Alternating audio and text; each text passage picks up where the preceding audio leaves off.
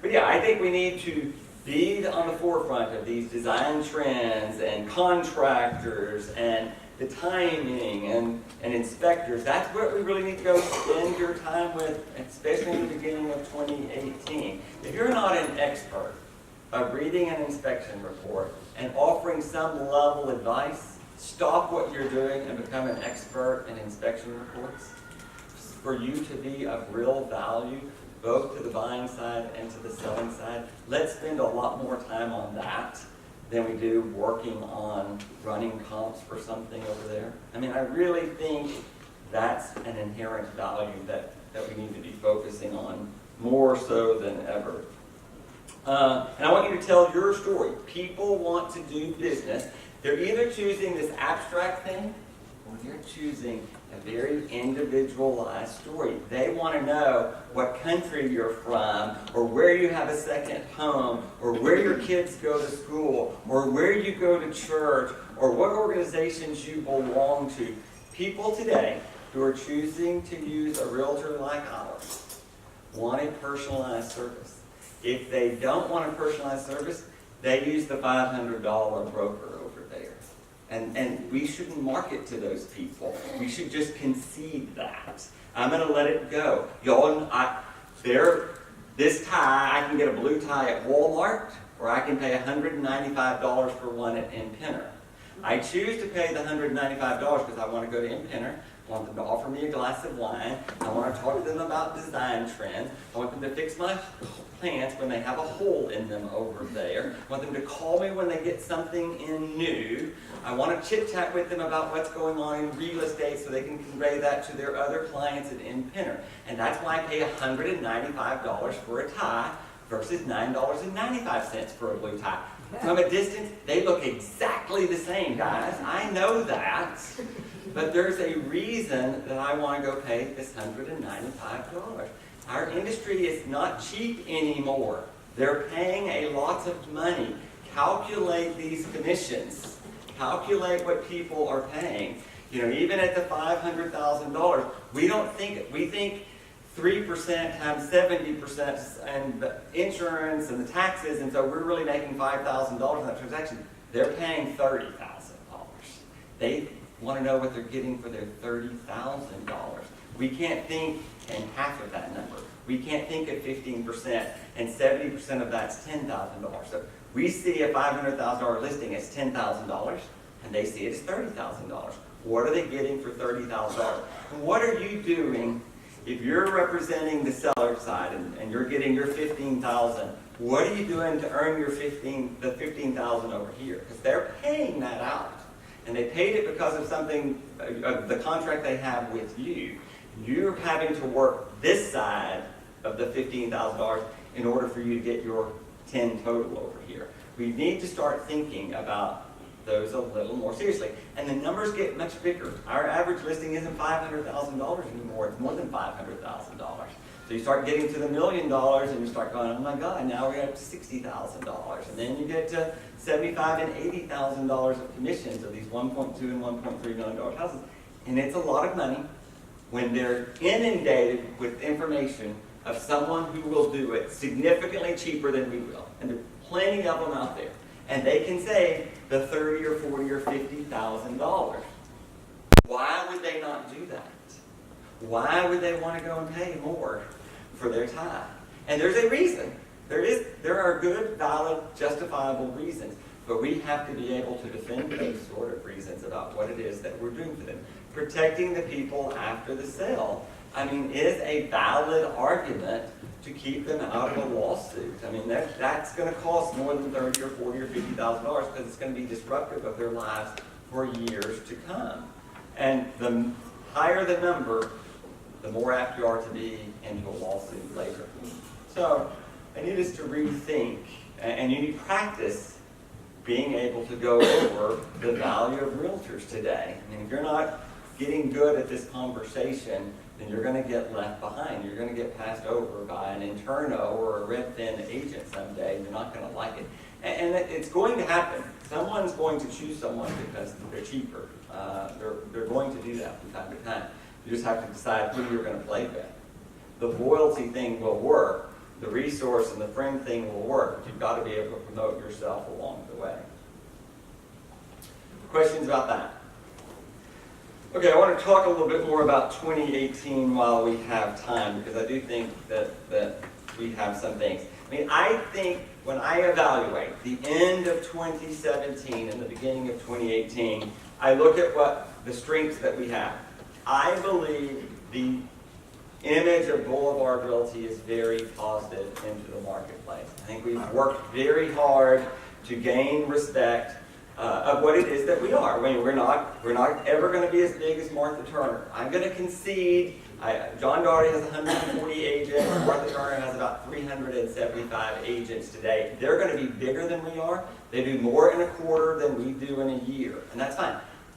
I do not want to work in a firm with 375 agents. I would assume every one of you do not want to work in an environment with 375 agents, or you would probably go to work at Martha Turner. They're a lovely company. I think that they're just fine.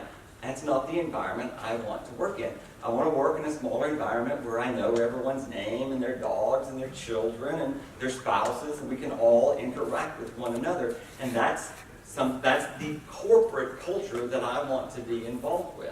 And that's our strength. And I don't think we can be significant if there were 13 of us, and I don't really want to have 110 of us. I think the size is basically the strength, and it's what it is that I think that we can promote. We're going to get our butt kicked from time to time because they have more agents than we do in other geographic areas. And we've just got to be able to concede that from time to time. If there's more agents in Braes Heights that have Greenwood King signs, then we're not going to get every Braes Heights listing. We're going to get some Braes Heights listings, but we're not going to get every one of those. That's just the nature of the game. If you want to go be a part of 375 people, then, I mean, that's one way to play that game, but then you're competing with 30 people within Martha Turner.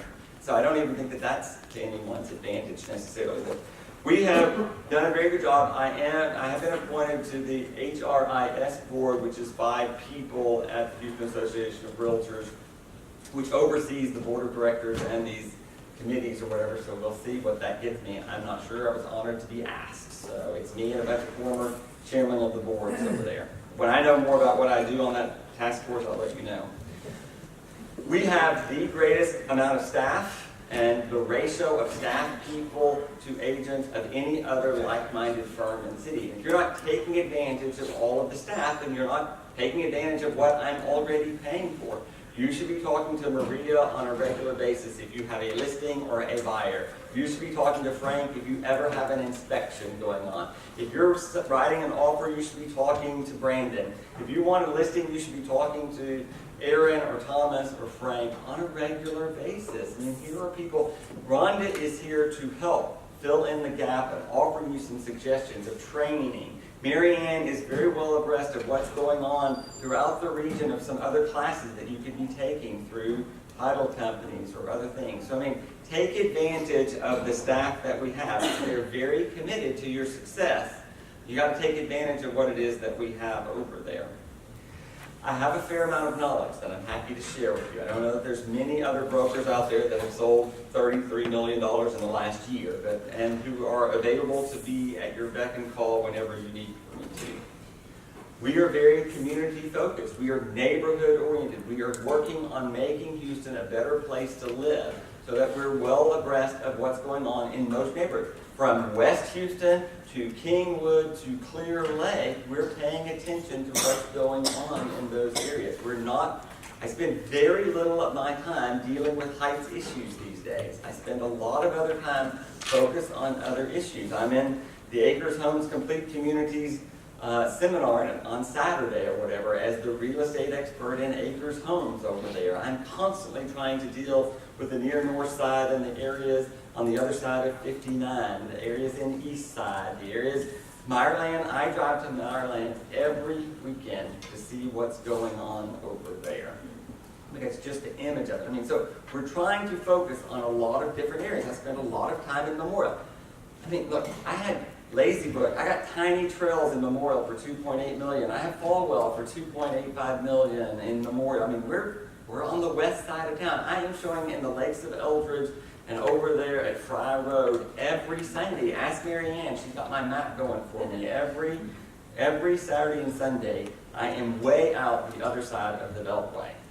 I mean, I know more about those damn subdivisions and what's flooded than I think any of you do, because I am out there all the time. Believe me, I am trying to make sure that we have exposure outside of the Heights area. I'd like to work a little more in West U. I mean, I don't think we're taking advantage of the office and everything that we have going over right in that area, but I think we need a few more people to help us there.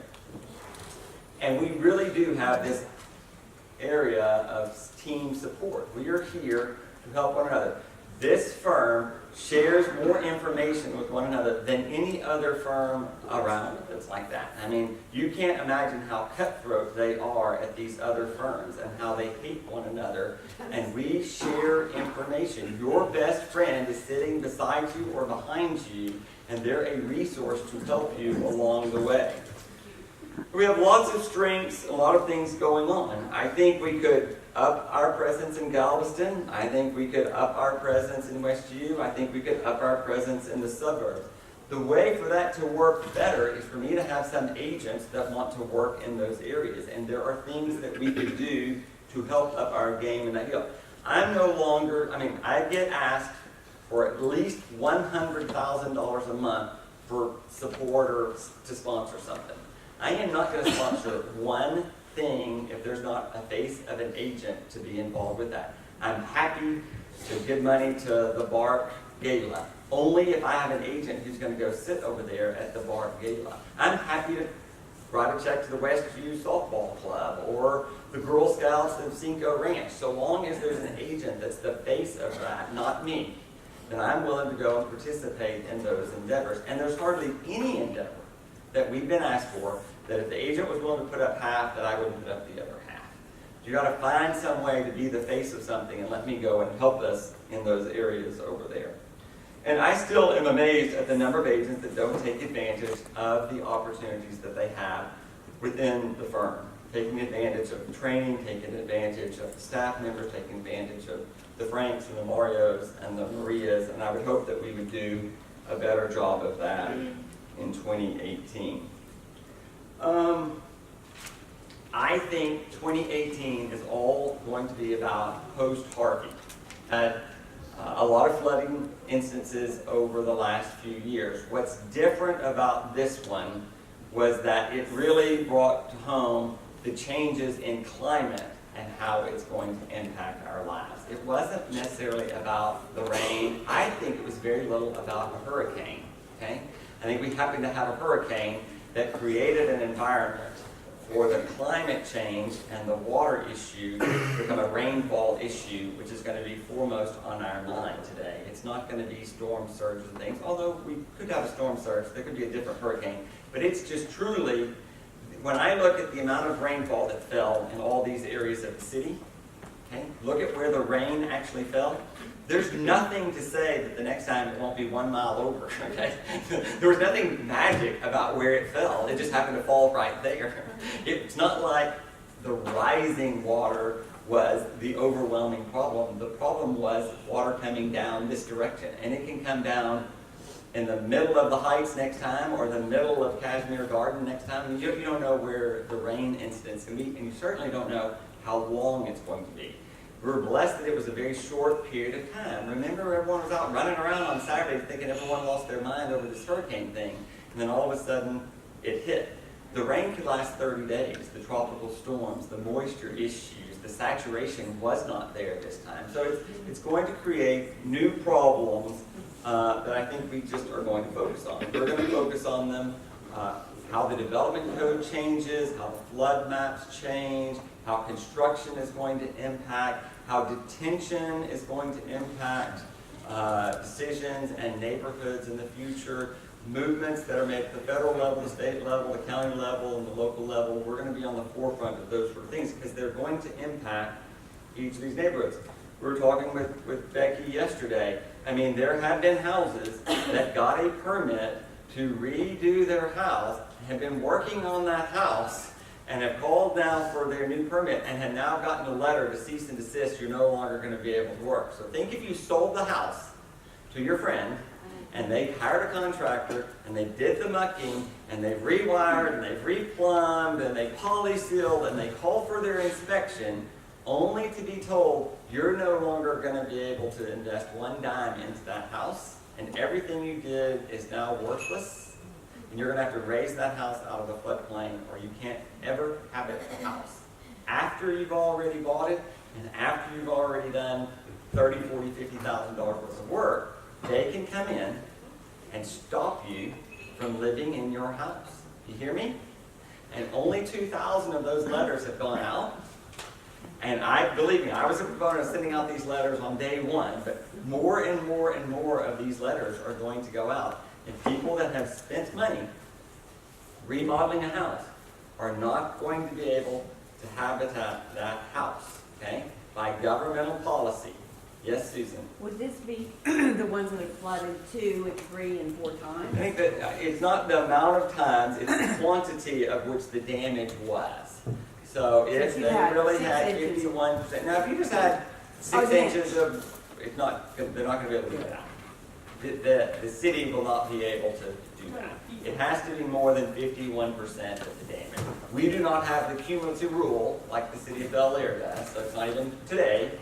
Cumulative, it's if in the last instance you had more than 51%. But in every one of these instances, those houses where there were 6 inches of water and they couldn't get into the houses for 14 days or 17 days, that leached all the way up through the attic. If you're not doing the mold test in the attic, you're silly. If you didn't remove all the upper cabinets and remove everything, you are silly. You are going to kill people with the amount of mold that's going to be in these houses. And they have rapidly just covered it up, but I can put a Band-Aid on your cancer all day long, and it can solve your cancer at the least. You're just going to focus on the Band-Aid for a second. Air quality, mold, the mold up into an attic of a house that got 12 inches of water. This is where people are going to go focus for a while. And So if you had an inch in your house, you need to go ahead and have a mold test. Yes, you on the do. entire house. Sure you do. I wouldn't live in a house that didn't have that. Why would you want to know what the issue was? Especially if you have children or older people. But even very healthy 33-year-olds can get a problem with the right amount of mold. I don't want to overreact. I don't want to be fear mongers. I'm just saying it's the responsible thing to do, and it's certainly if you represent a buyer. No one. We had this house, we just sold this house to Daryl Carter, $1.8 million, and 3 or 4 of those houses were in the multi-million-dollar range that had mold. They spent $50,000 to $100,000 on the mold remediation, and the mold came back 6 or 12 months later. Any of y'all want to buy those houses? No, right? Just because you spend $50,000 for mold remediation doesn't mean that you don't have mold 3 months later or 6 months later. I mean, you may not have mold, but there's no guarantee that you didn't have mold again. And I believe people have moved too quickly and were in too much of a hurry and really didn't do enough to solve their problem. They focused on 18 inches and below, and they didn't focus on what's behind the walls at 6 feet, or 8 feet, or 12 feet. I think it's going to catch a lot of them. And I want to sell houses. I want to sell a lot of houses. Every house will sell. You can sell a house with mold. I just don't want to sell one and have the surprise that they have to move out and spend $100,000 to solve the problem. Especially these younger people who are buying these newer homes and they're priced from $200,000 to $500,000. That's going to be a big hit for some of those people. So Harvey's going to be on our minds all the time. Yes? Please let me figure out. Yep. Right, the water was in and out and sit there for a long time. What's the gauge for that? It's over the electrical hour? Can you repeat No, that? it's going to be, if the damage itself as a result of the water was greater than 51% of the improvement value, of the true value of the improvement, forget HCAD, that's one way to look at what an improvement, the true improvement value, that is the gauge Of just the house? of just the house, forget the land. Like how much water generally is over that electrical outlet? Well, I mean, it depends on how long the water stayed. 6 inches in and out. Say it was in and out and it was 6 inches, then it's not going to be that big a deal. If it's 18 inches and it was there for more than a day, and you have to rip out from 48 inches down throughout a whole house. So that's every bathroom, that's the flooring, that's the kitchen, that's the HVAC unit that's outside, that's the insulation that leached up, because you'd have to check a few other areas to see how high it went up there. You know, could it be at 50% of the value pretty quickly? Well, sure it could be. At 18 inches, it very well could be. And even if it hadn't flooded before? Even if it hadn't flooded before. And they're gonna do, they're gonna. Well, they can, here's what I'm saying. They can do it, and they have started doing it. I think that they're foremost going to focus on the houses that have flooded more than one time. If you flooded one time as results, and the water was in and out quickly, and it was a few inches, I don't think anyone, and there is an appeal process, so I mean, you could go and appeal and argue the value. Just because they say that doesn't mean you can't try and fight it. But common sense is that if it flooded, guys, what is going to be different this June than last June with regards to flooding? Nothing. Okay? Not one thing. Not $1 from Congress has remotely made its way to Texas yet. And we haven't gotten all the money approved. When it comes from the federal government, it goes to the state government, the state has to release it. We haven't gotten all the Ike money yet. Okay? Haven't remotely gotten all the Ike money. Okay? So there are not going to be any significant changes this summer. Okay? The bayou is not going to be any deeper. The reservoirs aren't going to be any deeper. Not going to be any new reservoir. The street designs weren't changed any different. So they're doing work on the bayou, but it's a long bayou. So when you do one little section and you don't do another little section, you're going to have to complete the project for it to make a significant difference. There's work. That project is not currently planned to be finished until 2021. If they finish that, it was initially going to be finished in 2012. So we're already 9 years delayed. What's the likelihood that we're going to finish in 2021? Anyone think it's really going to finish on time? No. I mean, so there's stuff happening, especially at Grace Bayou. There are some things happening. But the amount of water is same thing. By the time they did those studies based on water falling at 12 inches over a 12-hour period of time. And the average rainfall is now determined to be between 18 and 20 inches in that same period. So the minute they get finished with that project, it's obsolete. It's obsolete. They're using data from 30 years ago. The flood maps in Sandy for New York are 30 years old for Sandy. Has New York changed? 85% of the properties in New York City are in the flood zone.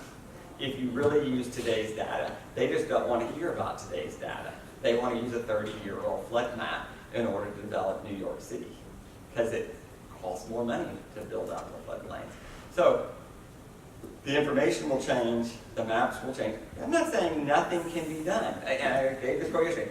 We know exactly what the problem is. We know exactly how to fix it. We just don't have any money to fix it. So over time, things will happen. But I don't know that anything's going to happen by next summer. I don't think anything significantly will have happened other than the county has bought a few houses and bought those people out. But you're talking about an insignificant number of people. And we weren't selling. What they're buying out is in the San Jacinto riverbed. You know, for God's sake, every time it rained, there was 12 feet of water. You know, the houses were already up on stilts. They're not buying out major subdivisions in the city yet. So, Harvey, flood issue is going to be there.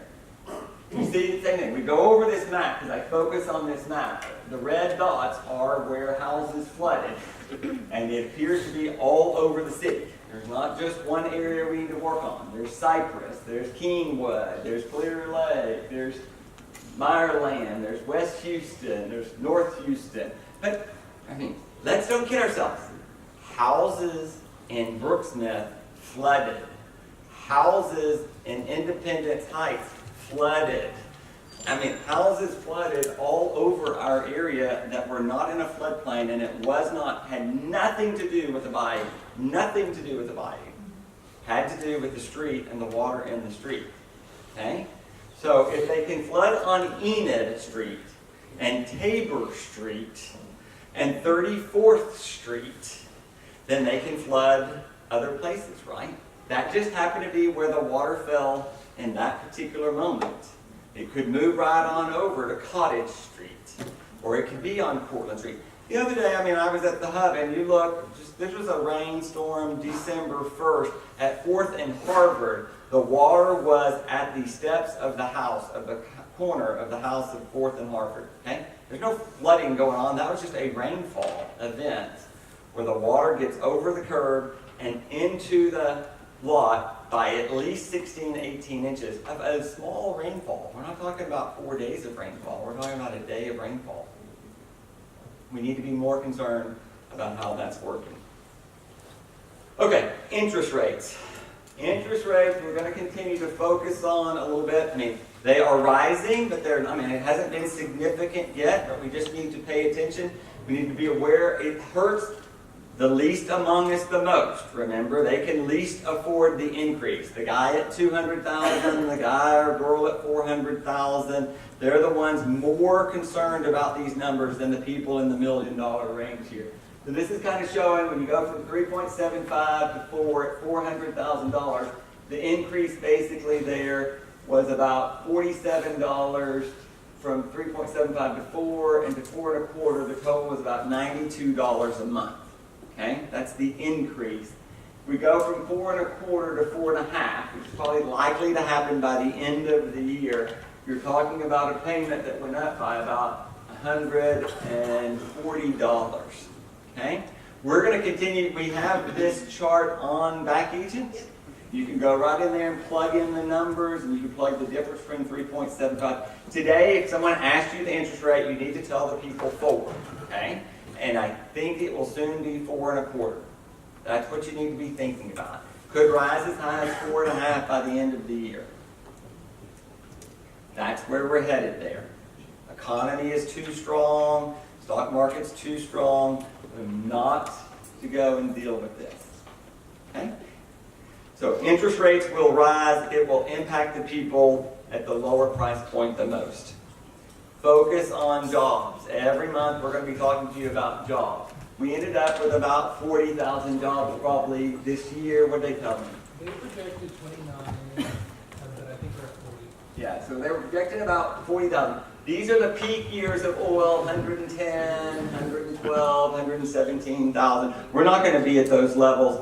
I suspect, and it would be fine for our industry, to have about 40,000 jobs. What we really must focus on is the loss of jobs in West Houston from oil and gas companies who no longer want to relocate their people from Sweden or Denmark into a facility that they still can't get back into today. Okay, so can they bring 110 jobs from someplace else to West Houston with the image of Houston on the west side as being flood prone? Okay, that's going to be a problem.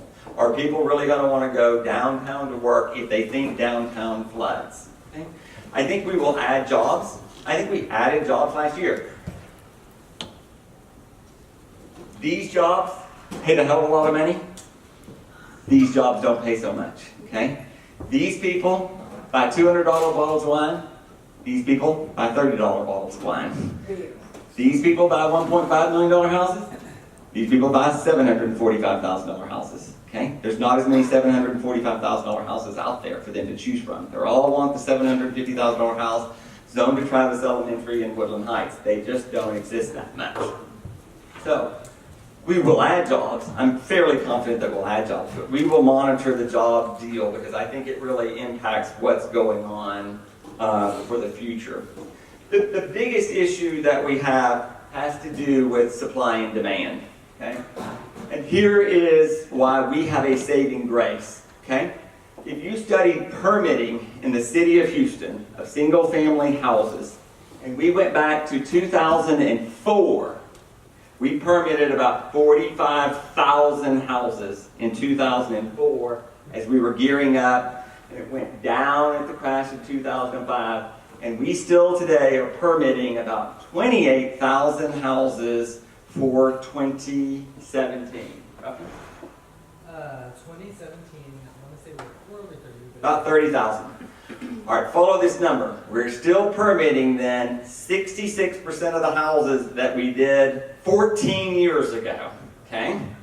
But the number of houses that we're selling has never been higher, okay? So the amount of sales, the number of sales is higher, and we're restocking the pantry at a lower rate than what we're selling for, which continues to create an inventory problem, especially in new construction, okay? So we're selling more houses, and every month that we sell more houses, we're replenishing them with fewer and fewer houses, which creates an inventory imbalance, which has kept us at prices stable for 2016 and 2017. But at some point, we're going to look up here, and while people have been very negotiable in 2015 and 2016, it's soon going to shift to the seller's market over here. And the buyers who have been used to these levels of negotiations are not going to, and it's the same phenomenon. Everyone wants the top 10% of the houses. Everyone's going to focus on the 10%. No one wants to focus on the bottom 90% or whatever here. And get ready to pay a lot more for the top 10% of the houses. Okay? So it's going to be a seller's market. At some point, hard faces the problem. We faced it before. You cannot sell what you do not have. Okay? So at some point, the headline's going to be sales are down, and they're down because there are fewer houses to sell. If I have 30,000 houses to sell, I can sell 30,000. If I only have 20,000 to sell, I can't sell 30,000, right? So the headline at some point is not going to be positive, and it's not going to be that the market's weaker. It's going to be that there's not enough houses to replenish the stock. People are not going to be as mobile. They're not selling as frequently as they used to either. They're willing to live in a smaller house for a longer period of time than they did in the optimistic years of 4, 5, 6, 11, 12, 13, 14. They're willing to live in less. They're spending more time outside. They're walking more outside their neighborhood, right? So they're spending less time in their houses. They're staying in them longer. Yes, Drew? So, why are permits so low? Is that because people are applying to build new houses? That's correct, yeah. Okay, so it's not that the permitting department just can't handle. Permitting department, let's be clear, permitting department's never been better. We are kicking out those permits at a faster rate than we ever have. The amount of time in permitting is 50% of what it was 2 years ago. Now, there are fewer people applying for a permit, so you ought to be able to kick them out quicker when there's fewer people applying. I mean, so we look at both. It's a matter of we need more people building. That's right. Yeah, there are fewer people speculating in the housing market. There are fewer doctors, lawyers, and insurance agents that are builders today than there were 5 years ago. There are still builders, but the average builder wants to build custom homes and probably has enough business in the custom home building business that he doesn't need to be in the spec business. So we have fewer spec houses. Plenty of what demand you have is in the custom world. I still think the greatest opportunity for our marketplace, if you were just saying, where's the investment? Even if I was a builder or remodeler, I think you're going to go focus on the 20-year-old houses. The housing stock built from 96 to 2001 that have Baltic brown and travertine backsplashes and a bunch of brown chip everywhere that nobody wants. You can't sell those houses at any price. So we're testing, I'm testing it myself, I'll see if my advice is right. Lindsay Lee's house, 623 East, 7.5, I could not give away for $800,000. Perfectly nice, 4-bedroom, 3-bath house on an oversized lot, zoned to Harvard Elementary with a swimming pool, near Mosby Circle. Great, except bright orange cabinets, black tile fireplace, countertops this high, bunch of glass blocks all in the master bathroom, slate shit everywhere, brass, stained glass threw up all over this damn thing, like we're trying to be some vintage Victorian from 1997. I couldn't sell it. We will spend $250,000 renovating that house. It will be dark floors and white walls and subway tile and Carrera, and I bet all day long I can sell that house for $2.5 million, which is an upside of about $200,000 on the plus side. And this is where the investors are going to go spend some money in 2018.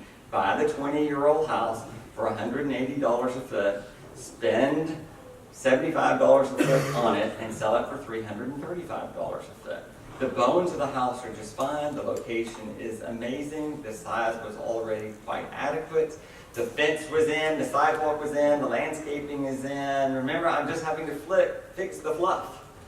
And I think that that's where the opportunity is. And you know, you can run the numbers anywhere. Maybe they're the house, the 50-year-old house that was redone in 1997 in Grays Heights, and you go in and you can fix those houses also. But I think we're going to see more remodeling kick in of houses that were high and dry, had no flooding issues.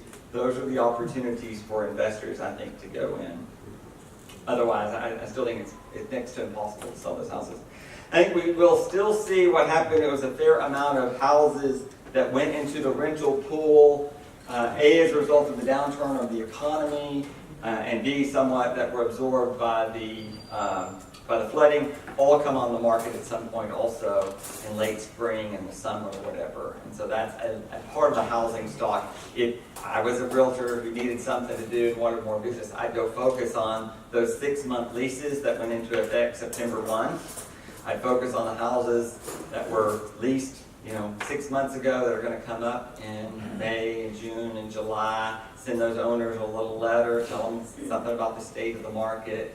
I think you have a fighting chance of selling those where they couldn't sell them for X in 2016. I think they can sell them for more in 2018.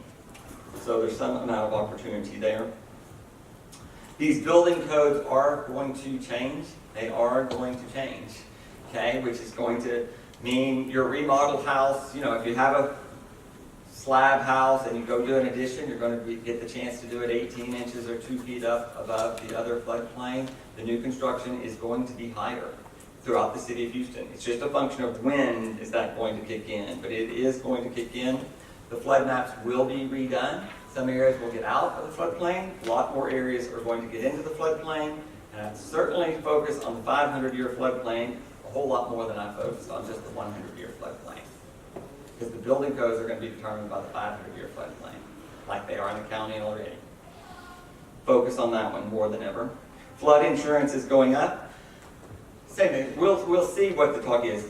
And the basic concept is, if you're a realtor and you're not telling your client to buy flood insurance, you're giving very bad advice. I'll be curious how many realtors get sued in 2018 for not recommending flood insurance and then people flooding subsequently. If you're not in the floodplain and it's $417, it's a damn good investment because your garage is likely to flood. Okay? If it's $3,000 and $4,000 and $5,000, your finance are going to be forced to have it anyway, so I'm not really talking about that. It's the people who flooded that did not have flood insurance, that should have had flood insurance, that's going to cost us the significant billions of dollars. They weren't the people that had flood insurance.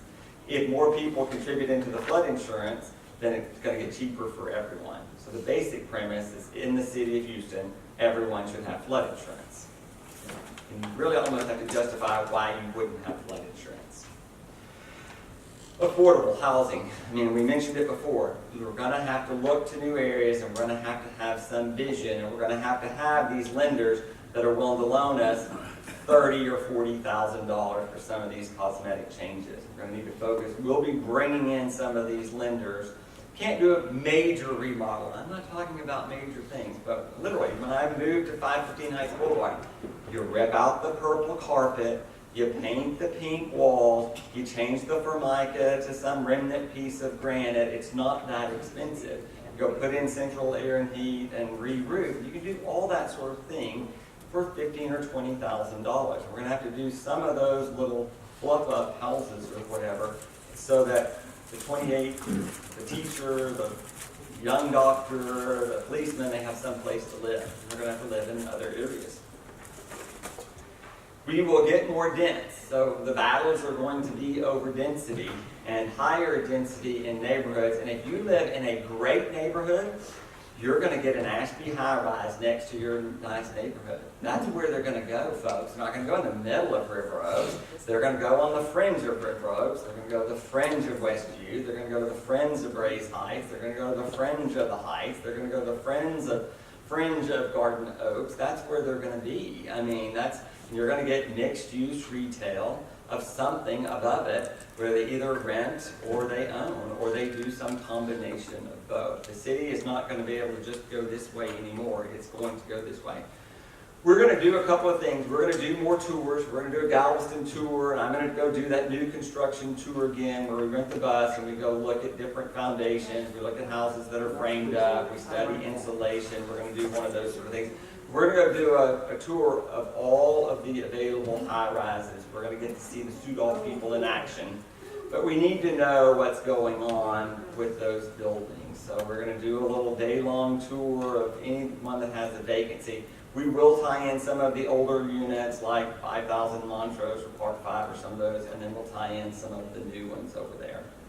But more and more of our clients, we're in the single-family residential business, but more and more of our clients are going to demand the more flooding there is, the way it is, the lifestyles that people are going to have, they're going to go. How many of your friends are moving to high-rises? I mean, a lot of 55, 60-year-olds, sell the big house and they move to the high-rise. It could be the Mithoffs that got water over to their house over there, or it could be, Bobby Now from Silver Eagle. Those sort of people, when they divorce, a lot of them just go to the high-rises. They go to second homes. But we need to know more about these high-rises, so we're going to try and tour them more. Okay, that's the basic state of the market.